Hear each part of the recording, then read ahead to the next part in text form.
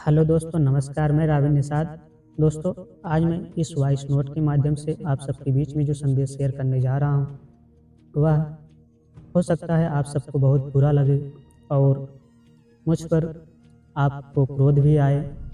तो इसलिए मैं आपसे रिक्वेस्ट करता हूँ कि इस वॉइस नोट को पूरा सुन के तभी जाइएगा और अच्छा लगे तो इसे ज़्यादा से ज़्यादा शेयर कीजिएगा, क्योंकि आज जो मैं इस वॉइस नोट के माध्यम से आप सबके बीच में शेयर करने जा रहा हूँ, वह यह है कि हमारा अपना राष्ट्रगान, जिसे हम लोग राष्ट्रगान के रूप में आज़ादी के बाद से आज तक गाते आ रहे हैं, और इसका हमें ना तो अर्थ मालूम है और यह किसके लिए गाया गया था यह नहीं मालूम है।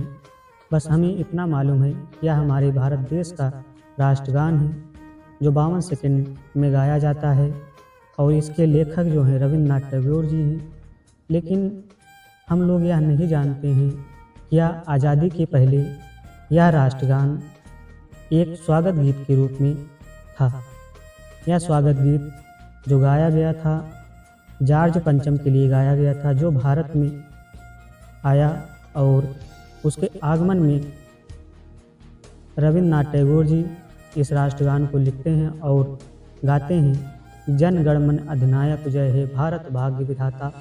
अर्थात आप जॉर्ज पंचम को रविन्द्रनाथ टैगोर जी कहते हैं कि आप हम सभी के अधिनायक हैं और भारत देश के आप भाग्य विधाता हैं। और इन्होंने अपने राष्ट्रगान में जो गुणगान किया है नदियों का, पंजाब सिंध गुजरात मराठा, और इन राज्यों का, पूरब से उत्तर और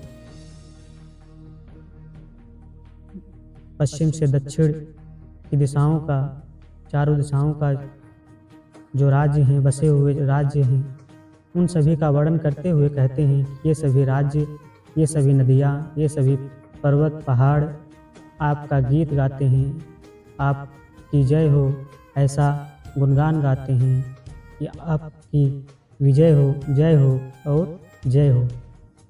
यह राष्ट्रगान जो कि गुलामी का प्रतीक है, जिसे कांग्रेस की सरकार ने राष्ट्रगान के रूप में स्वीकार किया गया, और इसे आज़ादी के बाद से आज तक हम लोग ध्वजारोहण या प्रार्थना के बाद स्कूल में गाते आ रहे हैं। लेकिन इसका हमें सही अर्थ आज तक नहीं बताया गया।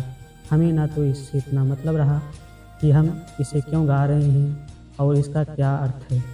तो दोस्तों, इसका जो अर्थ निकल के आता है वह पूरी तरह से गुलामी का प्रतीक और एक स्वागत गीत के रूप में गाया जाने वाला गान है, जो राष्ट्रगान के रूप में आज हम लोग इसे गा रहे हैं। इसे मैं चाहता हूँ इस 26 जनवरी तक इसे इतना शेयर कीजिए ताकि यह राष्ट्रगान हमारे भारत के इतिहास से मिटा दिया जाए और वंदे मातरम को स्वीकारा जाए, जिससे बोलकर, जिसका नारा लगाकर हमारे भारत के वीर शहीद अपनी जान गंवा देते हैं, फांसी पर चढ़ जाते हैं। ऐसे वंदे मातरम को मैं चाहता हूँ राष्ट्रगान के रूप में स्वीकार किया जाए, और मुझे पूरा विश्वास है आप सबके माध्यम से इस वॉइस नोट को एक प्लेटफार्म मिलेगा जो बहुत दूर तक जाएगा और लोगों के दिलों पर राज करेगा, और इस राष्ट्रगान को जो गुलामी का प्रतीक है इसे मिटा फेंकेगा।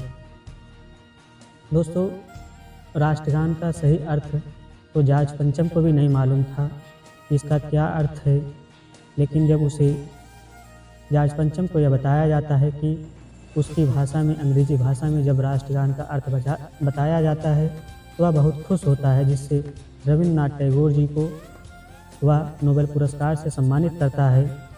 और पता नहीं कितने कांड हो जाते हैं, तब से पता नहीं कितने हमारे भारत के वीर जवान शहीद होते हैं, मारे जाते हैं, जलियांवाला बाग हत्याकांड होता है, लेकिन वह नोबेल पुरस्कार रविन्द्रनाथ टैगोर जी वापस नहीं करते हैं। ऐसे घृणित करने वाले इंसान और ऐसे घृणित करने वाले गान को हम राष्ट्रगान के रूप में स्वीकार नहीं करते हैं और नहीं करेंगे। हम राष्ट्रगान को वंदे मातरम को ही मानते हैं और आने वाले समय में मैं चाहता हूं कि वंदे मातरम ही हमारे भारत देश का राष्ट्रगान हो। बस दोस्तों, इतना ही। फिर मिलेंगे ऐसे ही वॉइस नोट्स और वीडियोज़ के साथ। तब तक के लिए धन्यवाद।